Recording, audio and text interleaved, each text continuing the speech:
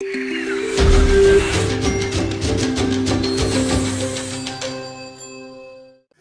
going on, ladies and gentlemen? Today we're here with Miss Kimberly Palermo. Now, how did I find out about her? She emailed me, and she shared with me also some of her videos.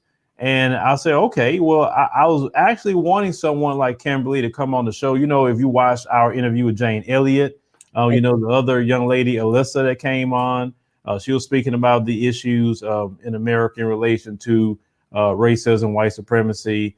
And we're definitely open to anyone coming to speak about those issues. So, Ms. Kimberly, thank you for joining us on the show today. Thank you so much for having me. I appreciate it a lot. All right, Kimberly. So most people would be interested. How, did you get to the point that you start speaking out against racism, white supremacy? Because some of the things that I heard you say, from my experience, a lot of white people wouldn't like you talking that way publicly. Yes, I agree, and it's true. How I got to wanting to speak out, it's a great question, is, as a really little kid, I didn't get it. I saw it. I saw systemic racism, didn't know what I was seeing. I was raised in the era of colorblindness, that you don't talk about it and you don't point it out and you don't. So although I had parents who never, said a foul word in their life, a derogatory term, they also didn't talk about it to me. So I was lost. And at around age 6, it's like, why are people pretending that there's not a problem? And I didn't get it. So I thought I was going crazy. And then as I got older, I had various experiences here and there that kind of hinted me. But I was raised in a very, very white, for lack of a better word, area. And I wanted to know. I had to know what is going on and why is everybody ignoring it?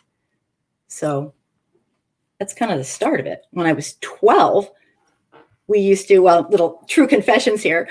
My 2 sisters and I would have boys jump over the balcony and come visit us. And my parents knew, but they kind of pretended they didn't. And one day my dad took me aside and said that my friend Dan shouldn't do that anymore. And I was like, why? That's what they'll do. I didn't understand. And he told me that the police might shoot him. And I was like, what are you talking about? I didn't get it. Well, Dan is an African-American, he was a kid at the time, teenager. And I was just like a deer in headlights, like, what? And then that was it. I was catching on. And then when I was 18, I got this great by chance opportunity to work with someone who was trained by Jane Elliot with experiential learning. And I had to know, and I figured it out. And I realized it's going to be a lifetime of learning for me, because I'll never get there. But. All right. So let me ask you a question. This person that was trained by Jane Elliot, what did they say that impact you so much to say, you know what, I'm going to really get into speaking out against, racism, white supremacy? What did they say to you? Well, it was a process. And at that time, I was more baffled and, oh my gosh, I'm getting closer to getting this. But what they said was, they didn't say anything. It was the activity they put me in.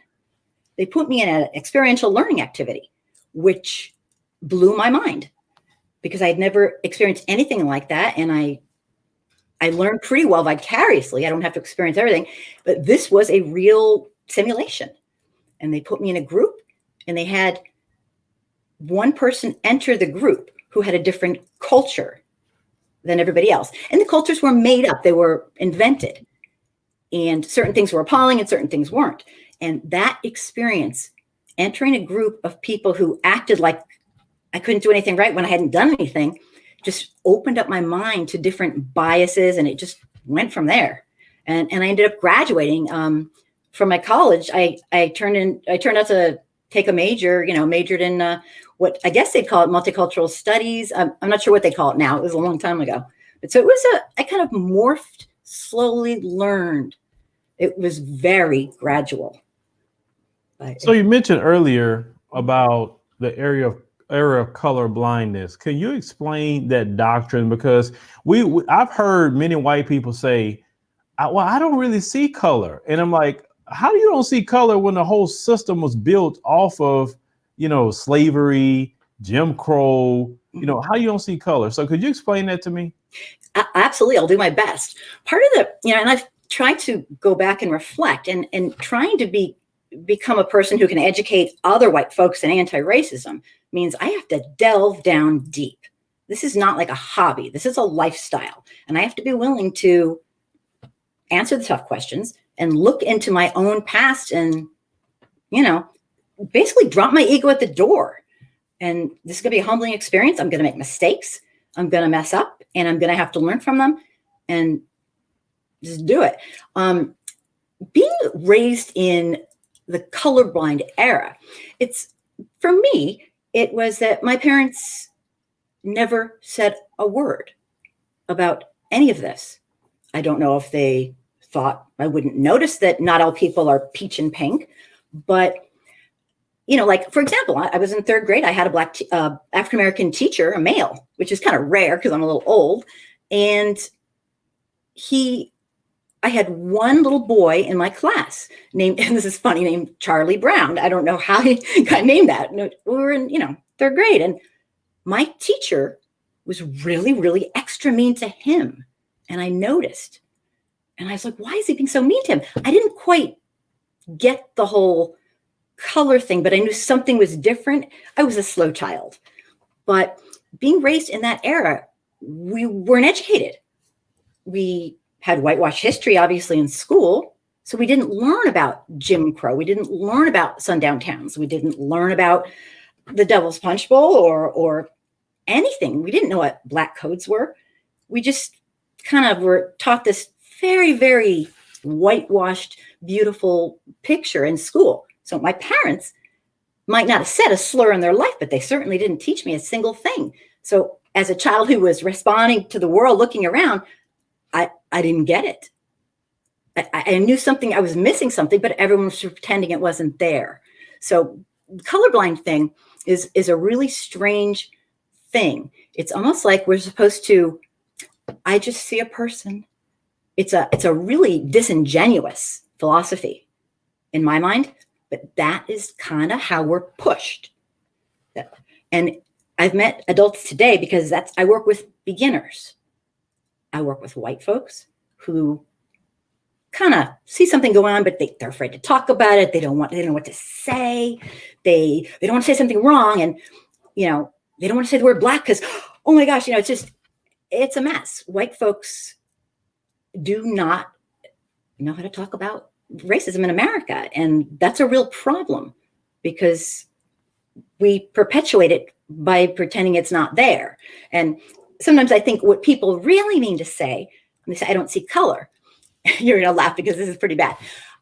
I do see color, but I understand I have at minimum an implicit bias because of the culture of white supremacy that I was raised in. So I am going to be very cognizant of pushing against any implicit bias I have and pushing myself against these feelings of, bigotry or bias or things that could turn to discrimination.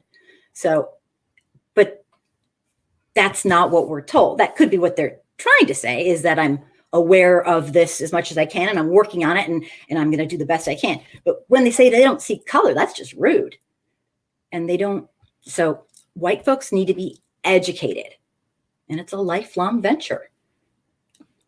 Okay, you mentioned education, and this is something else I want to pose to you. Mm-hmm. So we speak as the 400 plus years victims of racism, white supremacy, and it's not that when slavery ended, the victimization stopped. I mean, we know about the Jim Crow laws, we know about redlining, we know about everything, crack cocaine epidemic with the CIA, we know about mass incarceration, we know about all these different things. Police says their origins.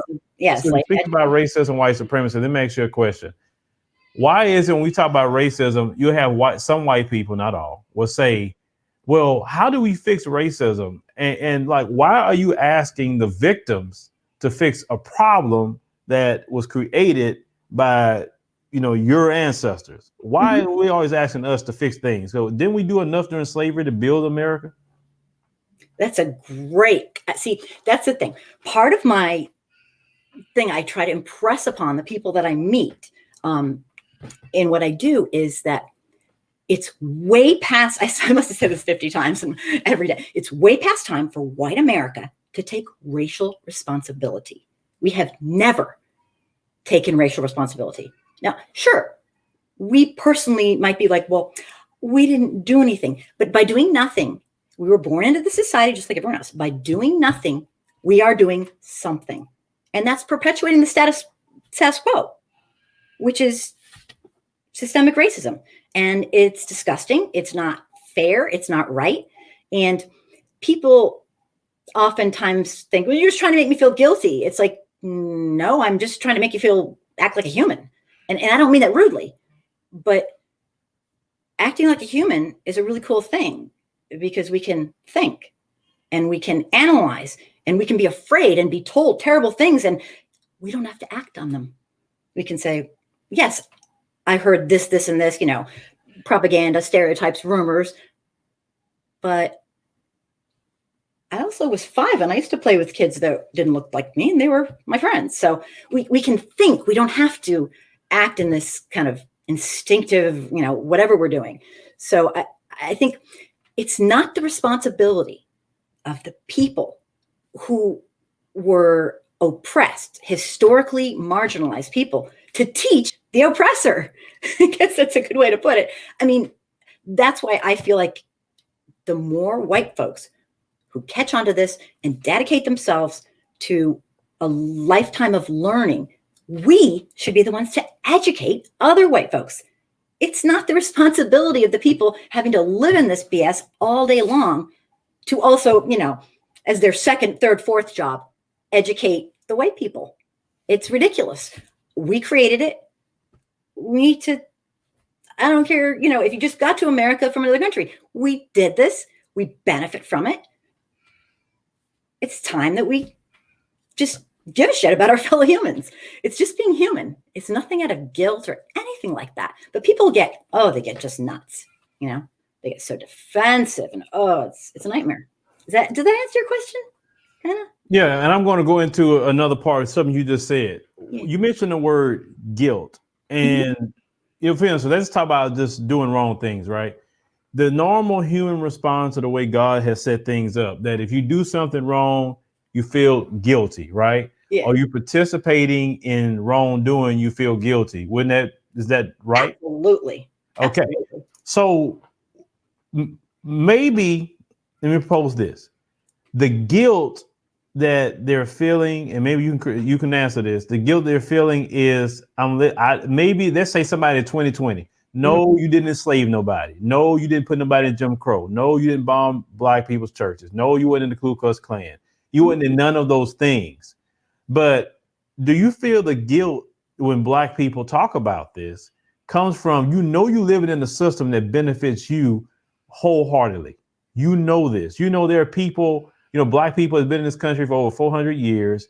We have fought in every war, every conflict. We have involuntarily built this nation, and yet we don't have the representation. We don't have the wealth, nothing. And then the little bit that we do have is sabotage by, racism.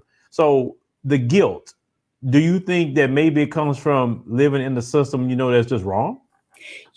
I think for some people it might, but excuse my my own take is that you're giving a lot of credit to white folks. White folks in general, from what I've seen, are not even close to there yet. We are so not close to understanding it's a system.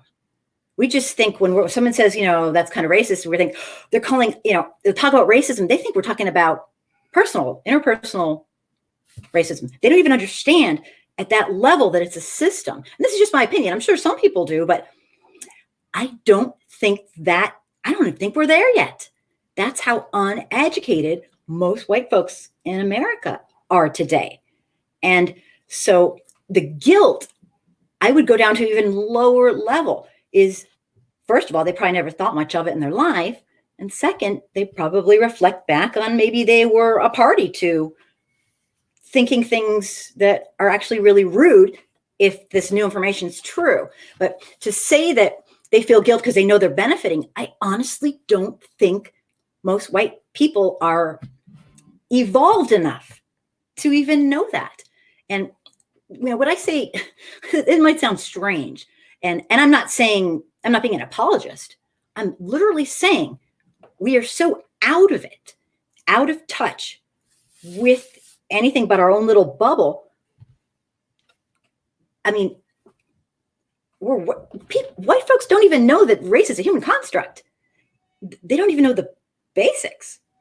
So, I mean, from what I found working with white folks, which is all I do for years and years, is you cannot underestimate the lack of information that we have. And it's shocking. Does that kind of answer? But yeah, I mean, if somebody has learned, maybe they are kind of smug, like, I just feel guilty because I know I should be doing something, or I shouldn't. But see, my big thing is this. I don't feel guilt, Phillip. I feel angry. I'm angry at my fellow humans. I don't believe someone should, just because we're born into this, we should accept the status quo and say, well, I see what's going on here, but that's kind of the way it is. No. If you saw somebody in a swimming pool getting dunked by somebody else and trying to be, somebody's drowning them, do you not jump in and try to help because you didn't build the pool or because you didn't shove them in? No. So why do you get born into this and then just kind of go, yeah, we have liberty and justice for all, but not for everybody. It's like, do something. Don't just stand and watch your fellow human be tormented. So, that's kind of my thing. It's not guilt. I'm pissed. This should have been gone a long time ago. I have high expectations for white folks. Well, let me ask you this. I've covered a lot of stories, and this is in relation to the N-word. Mm-hmm. And it seems like it's something that I can even almost say like part of the pathology a little bit, is that what is the obsession with saying the N-word? Okay, we all know where it comes from. We know the legacy and history of that. It doesn't matter if they have a job. It don't matter if they have a business. It doesn't matter if they're a school administrator. I've done thousands upon thousands of stories of people who are not in the Ku Klux Klan, who are not in the alt-right or in those, what I would call white supremacist extremist groups. Right. They're not overt extremists. So what is the obsession with the N-word? Even they'll say, well, rappers say it. Why can't we say it? My thing is, why do you want to say it? But based on what you saw, why do they are so obsessive, want to still call Black people that word? Why? They get upset. For a lot of times I notice it happens just like this. That's a really tough question for me. And all I can say is, and this is my own philosophy. I'll get haters, but that's how it goes. My own philosophy is this. You use that word. That means that's how you think. If that's how you think, that's how you feel. Okay? Because in a million years, if a Black person or an African-American person did something rotten to me, because it's just not in my repertoire, and I don't know why it's not in my repertoire, I would never go to that. I'd say, oh, you're a jerk, you're selfish, you're mean. I would never think to do that because I don't think like that. So people who insist on using it, I think they are normalized and accustomed and probably raised with it. Or they have no idea. Words aren't just words. Words are part of how we express our culture. And some words are a little more powerful than others. And that word happens to be a word that holds the pain and the cruelty and the murder and the rape and the horrific barbaric treatment of the hundreds and hundreds of years. And it's not just any word. And so I can't answer for that because I really don't know. But I think there's a cycle of racism. I really do. And I suppose if my parents I've never heard my grandparents even, I had to learn all those. Well, I won't tell you who I learned them from. I don't want to throw someone under the bus. When I was an adult, I had to learn all those words, like what they meant. So that's a hard question for me. But it's sociologically, parents teach their children to be racist, and they don't even have to do it on purpose. Okay. And I've noticed that too. Even little children, they teach them to say, the N word.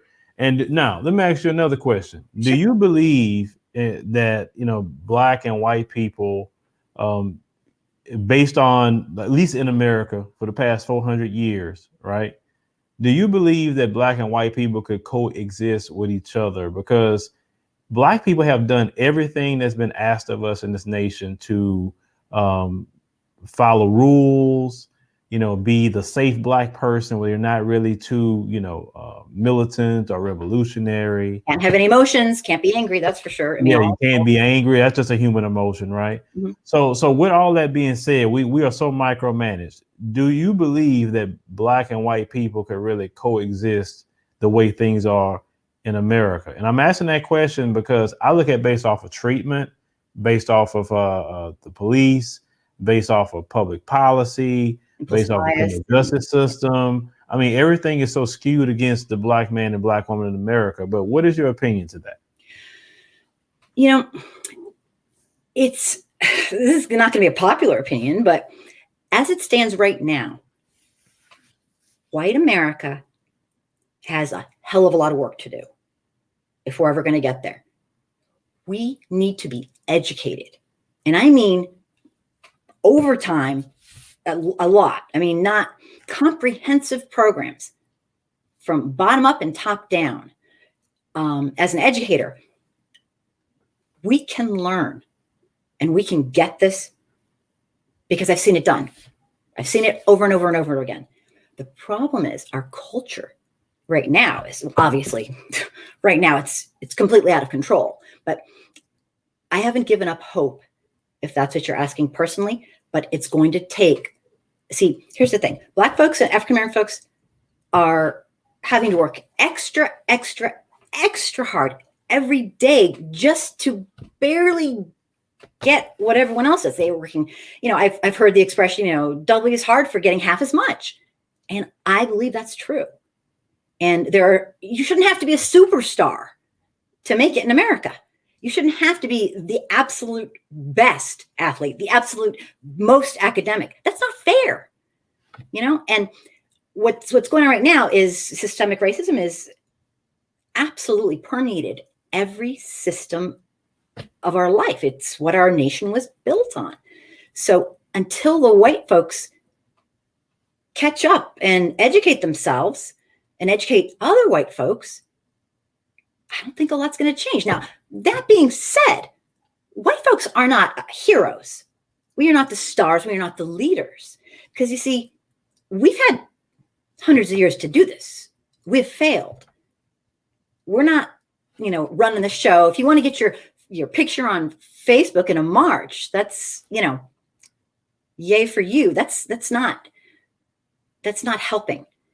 We have to educate ourselves, which is doing the work. And it's a lot of work, but it's so worth it. It's so worth it. And so I don't know. Kimberly, like I said, not to cut you off, I hear exactly what you're saying, but the original question, based on what you see, even in the work that you have done, and you have seen things even regress in recent years, right? Mm-hmm. Do you believe, as a safety mechanism for African Americans, do you believe we can actually coexist? It's a really good question. I do, but it is going to take a huge cultural shift on the part of white folks. We just have to be educated. Right now, we are like, I can't even explain how off the mark we are with that. I truly believe it's absolutely possible. But right now, we're at least in my lifetime, we're at the most divisive time I've ever seen. It's gone absolutely backwards. When I worked, I was 23 or 24 years old, and I worked in Compton, California. I was a school teacher. I was a regular education teacher and special education teacher. I saw what redlining did. I saw what our government purposefully did to our fellow citizens by not allowing them to accumulate wealth and making everything, and then the cycle of keeping people impoverished in an area that has no infrastructure or jobs. This is all on purpose. If we could somehow dismantle the system of systemic racism and people could get educated, I truly believe that it's possible. Maybe I'm just, I tend to kind of be an idealist, but for people who don't think that, I don't blame them one bit. How long do you give? How long do you give a group of people? How many weeks, days, months, years, centuries do you give a group of people when you're simply asking them to have some equity and treat you like a human? I don't know the answer. I certainly don't blame people. Well, we've had about definitely over 400 years of time to get educated and act right. And I've made this suggestion. Do you believe racism should be criminalized?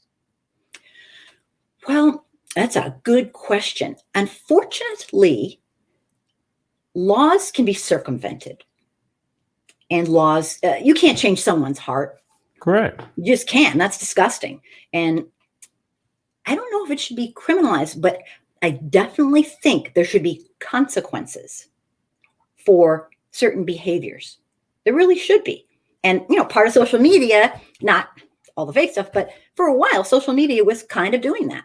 And I don't think you can take a person and force them to believe a certain way, but you sure as hell can make them shut their mouth. And sometimes that's the best you can do. Well, Kimberly, I disagree. And let me tell you how you could criminalize racism. It's not about, sure, you can criminalize certain things people say, but you can also criminalize the banks when they're being biased in lending. You can criticize, school districts for not hiring enough Black teachers. I mean, you worked in the industry. I mean, schools, that. Yeah, can I interrupt for a minute, Phil? I hate to be rude.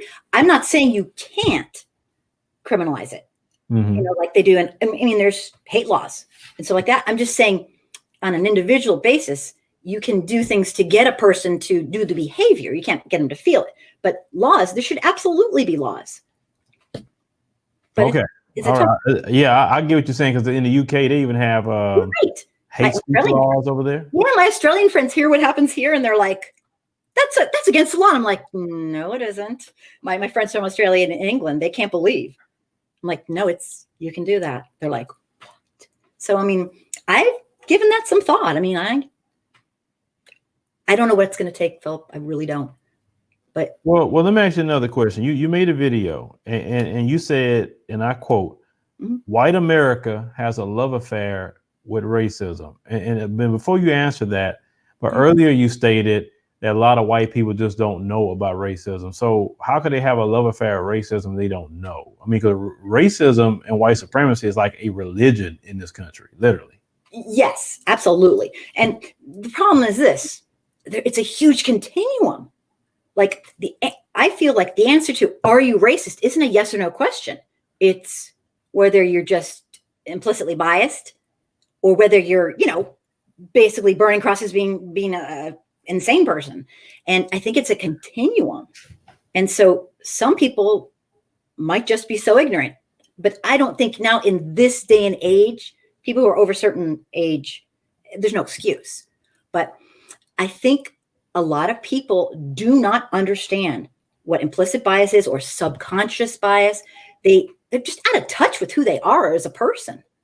And so I think it's a huge combination of both. I haven't found it's one thing. It's on an individual basis. How you're raised, if you read, if you are educated, if 3 out of every 4 white adults in America supposedly does not have a single close friend who's not white. So we are incredibly out of the loop. But that's not an excuse. We're on the planet. So it's a combination. I'm not really extreme. I'm not black and white about it. I'm not, A to Z. I'm not like one side. I'm just, I don't know. I don't think there's one answer. Well, I mean, but you put in your video, you said white America has a love affair with racism. So how do they love racism? I mean, I'm just quoting your video. Mm-hmm. Absolutely. I think we do as a group. I also think white America needs to take racial responsibility, but that doesn't mean every single person isn't. Some people are. Not enough, not even close to enough. So when I say white America, I don't say, well, some of white America, because that's kind of implied. Sure, there's always been abolitionists, all through, there's always been somebody who says, are you kidding me? This is sick. But white America does seem to have, in general, a love affair with racism. We can't see it. We don't get it. We can't talk about it. We're defensive. It's right before our eyes. And that's what I mean when I say that. It doesn't mean like 99, it means 99 out of 100 seem to have some sort of love affair, whether it's subconscious or not. I don't know. Everyone's different. That's not for me to say, but we need educating, because implicit bias, when it turns to discrimination, it's just as bad as anything else. Call it what you want. I don't care if a white person doesn't know they're doing it. When a doctor sees a little boy, a little black boy, and he's having surgery and gives him less pain medication, and they're not thinking about it, they're still hurting that child. Whether it's on purpose is neither here nor there. So I don't know. I speak that way because I believe as a group. How do I know this? Think of the statistics. They're completely skewed. The life expectancy, the maternal, everything is saying systemic racism is alive and thriving.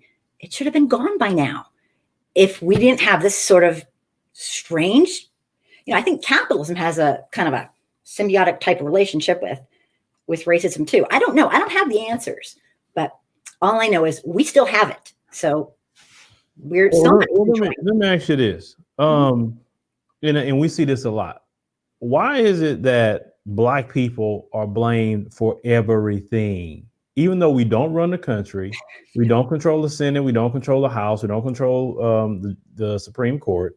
We aren't the mayors for the most part in the country. We aren't the governors. We aren't the police departments. We aren't the police chiefs. We aren't hardly any of that. But yet Black people is blamed for everything. Recently, Michael Bloomberg has come out that back in 2008, he blamed Black people for the housing crisis. And anybody with half an ounce of education would know it's the bankers that did that, giving loans to people, adjustable rate mortgages that could not afford it. But yet he blamed Black people. Yeah, that's a common theme in this country. So why are we blamed for everything in America?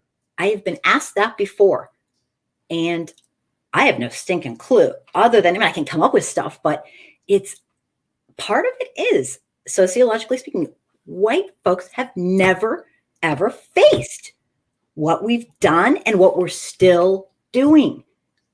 The average white person doesn't want to talk about it. They're afraid. It's out of control.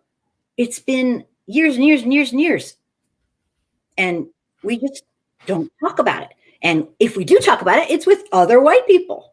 It's not in a mixed setting. It's not in a setting where we can talk to the people who have to live this stuff. And that's how I've learned the most throughout my years of trying to educate myself.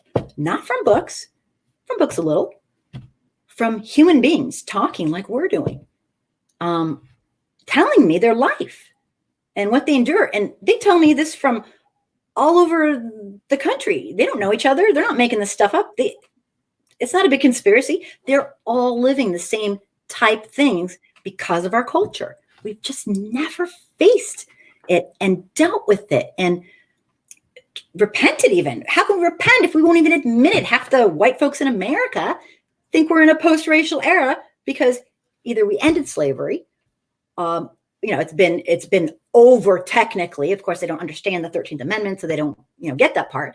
Or we had a Black president, or, the denial is tangible.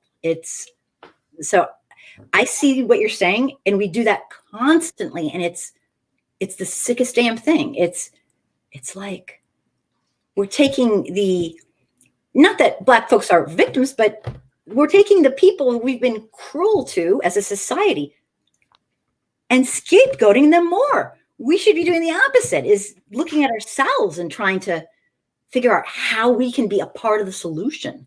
in supporting real equity.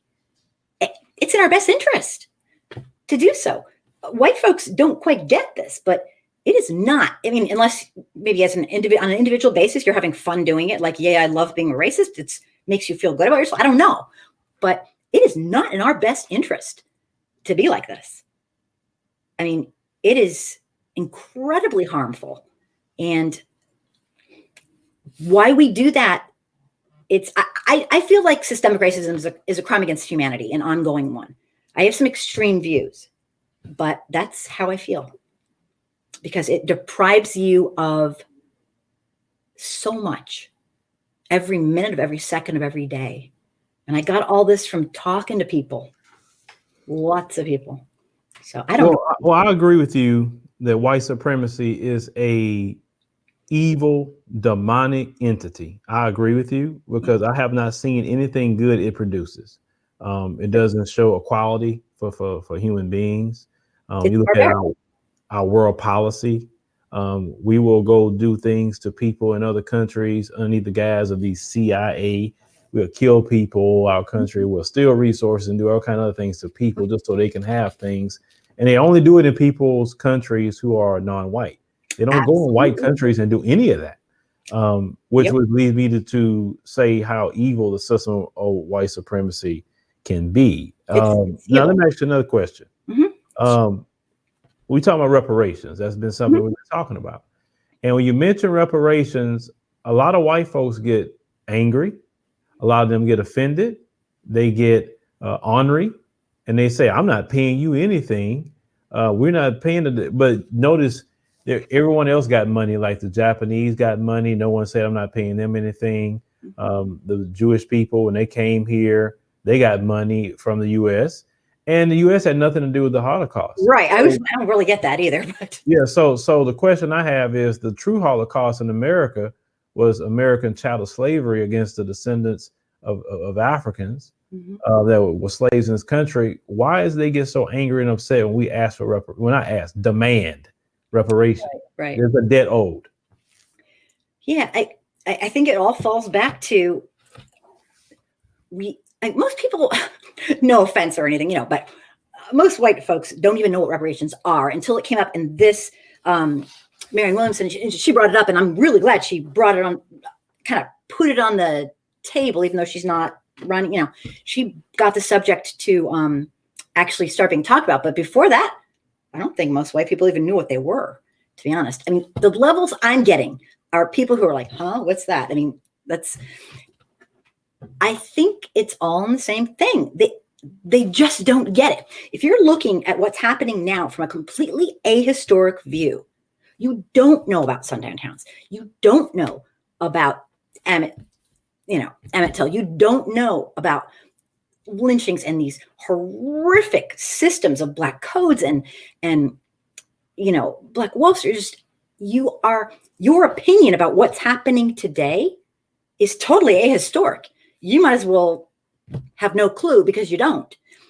If you don't know our real racial history, you are not qualified to have an opinion about the problems we have today that are about, racial relations, because you have no clue what you're talking about. So it all stems from education. And a lot of white folks don't want to be educated. They don't care. They don't want to know. They don't care. It's all about them. They're not willing to use their God-given or whoever given ability to think. But the whole reparations thing it's a very high level part of anti-racism. If you don't even know that race is a human construct and that redlining was purposely done to people in America at every level of, nationally, statewide, citywide, then your opinion on reparations is ahistorical and ignorant. So, I mean, it's not an informed opinion. And I mean, personally, people they're not there yet. They are so not there yet. They don't get it. They think, I don't owe you anything. They don't see the system and the picture. We don't know where we're living. We're living happily, living our lives out. You know, people don't even get white privilege. They're like, what? I'm not rich. It's like, doesn't mean you're rich if you have white privilege. Like, what? I work hard for everything. I mean, I could go on and on. I don't know if I'm answering your question, but it all stems from our absolute ignorance of what really happened. So, well, I'm gonna say this, just from what I know. Mm-hmm. I'm gonna say that a lot of times, and based off this conversation, you really kind of underestimate the knowledge of a lot of white people, because white people, I've talked to many white people, know exactly what happened in this country. They just don't like to talk about it. They know about the lynchings, they know about the sundown towns, they know about a whole lot of things, but the standard operating procedures don't say nothing about it. Keep quiet. We don't want to hear anything about that. Well, I work with beginners, so maybe I'm skewed a little. I could see that. Okay. All right. So what I'm saying is, I look at all levels of this thing, at least for me. Like I said, it's a life or death situation. And, you made some comment earlier I have to correct. Marianne Williamson did not bring the reparations conversation to the forefront. That was the Black Grassroots did that on definitely on social media, and also people I didn't know. around. And I've interviewed Marianne Williamson myself, and had some conversation with her. So she was definitely open, and with the idea. But the current Democrat Party is very anti-Black, and we see that. Yeah, she was the first person to say my number one. She came on radio and she did bring. No, I give her that. She did bring reparations. She was off base with a lot of debate stage, and the Democrat Party, as of right now, they don't want nothing with reparations. Oh yeah, no, they don't. Yeah, I definitely. No, with that being said, let me ask you one question. Mm-hmm. There are people that try to blame Donald Trump for a rise of racism, but he only been in office almost 4 years now. No. Do you blame Trump for racism, or you think this comes way before Donald Trump? Oh, of course it comes way before Donald Trump. Donald Trump is they finally found their leader who will help empower them. But are you kidding me? Racism has been around since it's been here. He just found his way in, and now they can look to this leader who's clearly overtly racist. But oh my gosh, no, he didn't. I blame him right now because he has a ton of power and he's usurping a ton of power, and he could have used all his power to be good and to teach and to educate and to make sure people understood, but instead he used it for evil. He and the clan that surrounds him, which I call them a clan because I'm sorry, if you support him, yeah, you might say, oh, I'm not racist, but you know what? It wasn't a deal breaker for you. And that's a problem. But no. He's the, I don't know, one of my friends says we have less cognitive dissonance now than ever. We actually have a white racist who's our president who actually reflects America. And I'm sad to say, I mean, it's probably true. It's disgusting, but people pretend, oh, everything's fine. No, he didn't cause this. He's definitely emboldening people. You can't cause one person to say, no, these people already had it in their mind. Absolutely. Now they feel like, yeah, we can, I don't know. Am I answering your question? Well, the one thing you did say that I'm definitely going to agree with is that he's a representation of America. I've said that many times before. And, when you say, oh, well, they have a leader, it was already in them to do this. Now, me personally, I'm loving the presidency of Donald Trump. I'm going to tell you why. So my friends are too. It's making people expose themselves. Like, I don't like people being fake with me. If you don't like me, you don't like Black people, cool. Let me know. I respect that. So I'm good with him making people feel like they can just be upfront with it, because how are you going to actually challenge it if you don't have people being upfront about who they are? Because see, they have people that'll smile in your face and they go in the house and call you all kind of Nword. You understand? Oh, absolutely. Yeah. A lot of my friends say what you're saying. I absolutely get it. In the silver lining of having this man is that it's all out on the table. If you don't understand that we have a horrific issue with systemic racism in this country, then you're full of shit, I mean, it's out on the table. Absolutely. And I totally can get that. I think he's a cruel, horrific human being, but you're right, 100%. And a lot of my friends say the same thing is, you know what? Well, a few of them say I'm loving it. Some of them say this could be the best thing that ever happened eventually to us. And then some just say, tons of people say different things. Nobody says the same thing, but I've heard that before. Yeah, he is putting it all out there and showing what we really are as a society based on white supremacy. So I read in your email that you say you was removed from Facebook and a few Facebook groups. I was for speaking against racism and white supremacy. Now, let me ask you a question. This is something that I've seen. White people that actually come out and speak against racism, white supremacy, and they're very effective doing that. The few I've seen. Mm-hmm. Why is it that the majority, I would say the majority of the white community can't stand them? Why is that? Oh yeah, yeah, that's true. Yeah, I've like last 2 weeks ago, I got death threats after my live show. I mean, real ones that I had to call the police for. By white people? Yeah. Mm-hmm. Well, I'm not assuming they were. They could have had fake. Yeah. Well, what did they tell you? They were coming to get me. Because of what? Because I was friends with Black people, and that's not how they put it. It's a police case right now. I mean, okay. Well, I'm not going to go any further into that. No, they threatened. Okay, they threatened your life. Yeah. Because of what did you say for them just to? Maybe you can remember exactly what you said during the live. I don't know. I just speak the truth, and here's the thing. I speak the truth out of my goal in life. It's as a human is to speak the truth about. Why would I not speak the truth about this? I try to do it with everything else, but what am I going to do to say, oh, racism? I'm not going to tell the truth about that.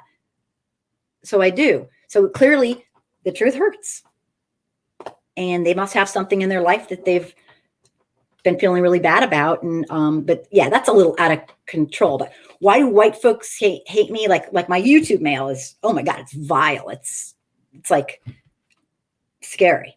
I don't put everything through, but that's nothing compared to what Black folks and African American people live with every single day. I can relate to that. But I want to stay on you. I don't want to pivot from this point. Yeah. So are you experiencing a lot of hate and misogyny from white males? Mm-hmm. Could you explain the misogyny? Because they don't speak about the misogyny that a lot of white women that speak out can get from white males. Yeah, it's kind of interesting. I never really thought about it that way, but yeah, you're good, Phillip. You're good. A lot of times what happens is, well, about 6 months ago, I got, it's supposed to be a compliment, but I got this guy, this YouTuber who is a real nasty, hateful guy. He did a 1-hour special on my video.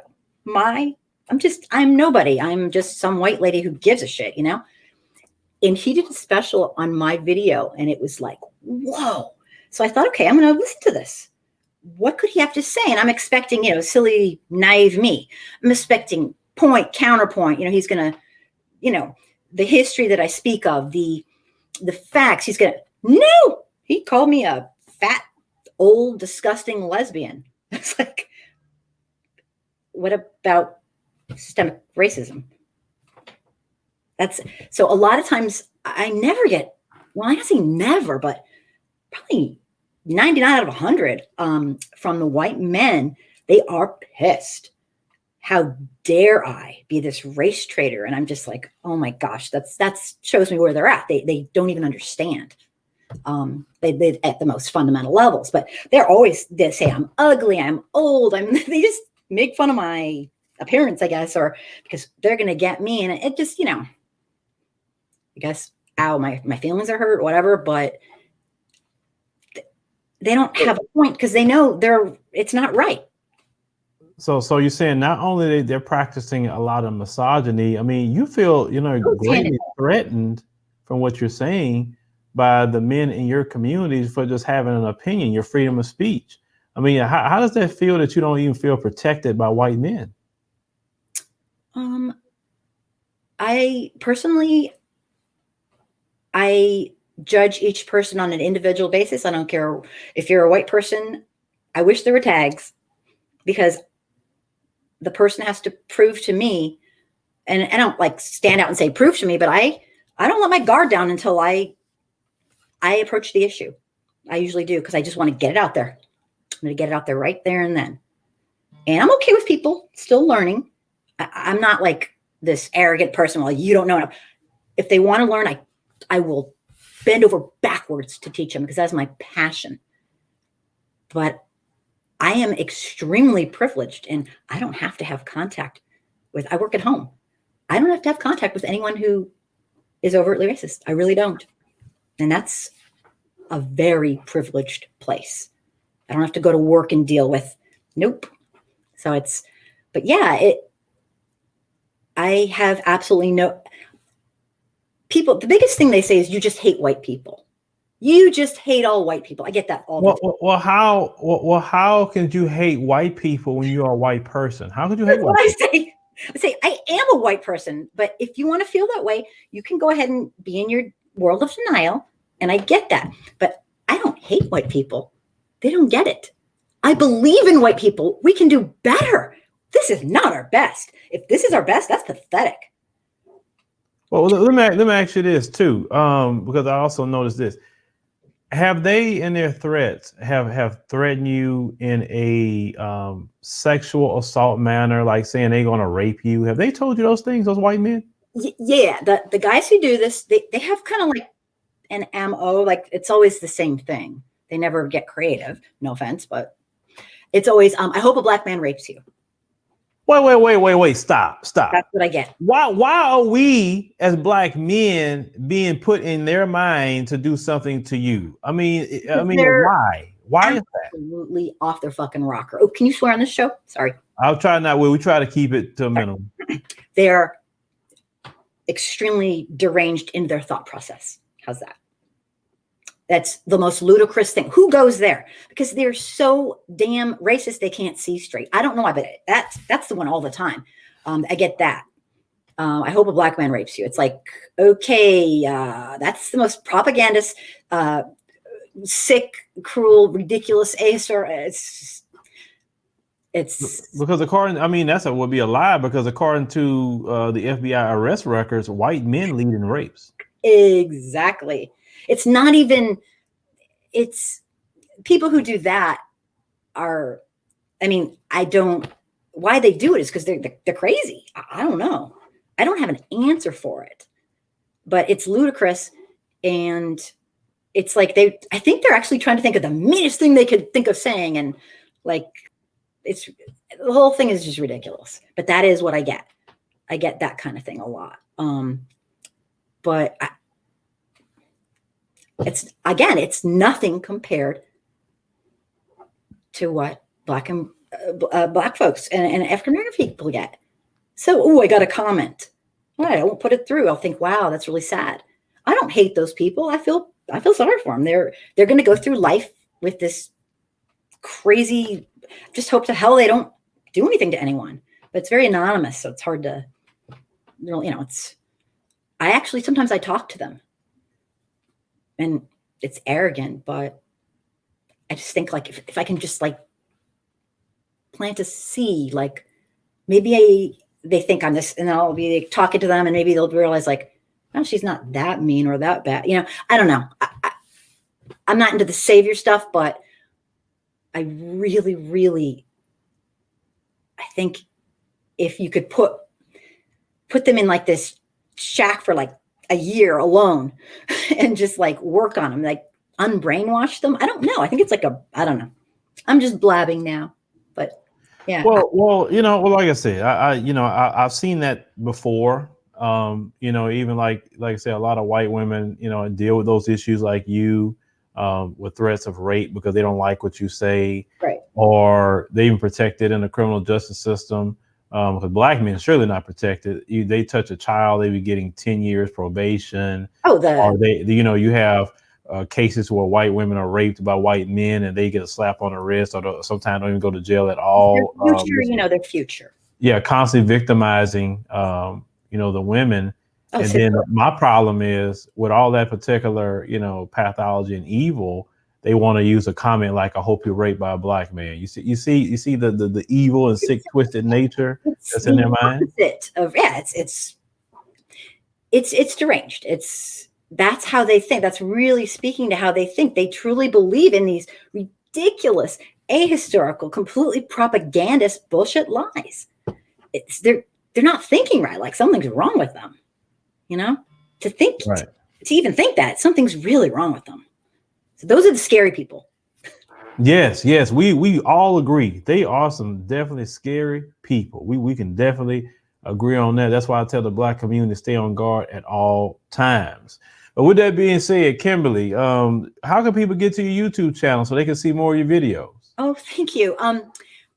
My YouTube channel is called Angry Soccer Mom, and it's set up to educate white folks because I don't have business educating anyone but white folks. How would I know better than the people living it today how to solve this and how to do this? But I have a lot of kind of everybody's on it, you know, but the goal is to get the message out. It doesn't have to be like this. And it's called Angry Soccer Mom. And the truth is, I'm not really angry. I'm just devastated. And my kids don't play soccer. But that's what I do, is I try to educate folks. All right. Well, with that being said, everyone, you know, you would like to check out Kimberly's YouTube channel, Angry Soccer Mom. We'll put a link in the pinned comment. You can go check that out and watch her videos and get in on the conversation and to see what's going on over there. So Kimberly, we thank you for taking up time to speak with us today. It was a great conversation. It is an absolute honor. Thank you so much. I really appreciate you.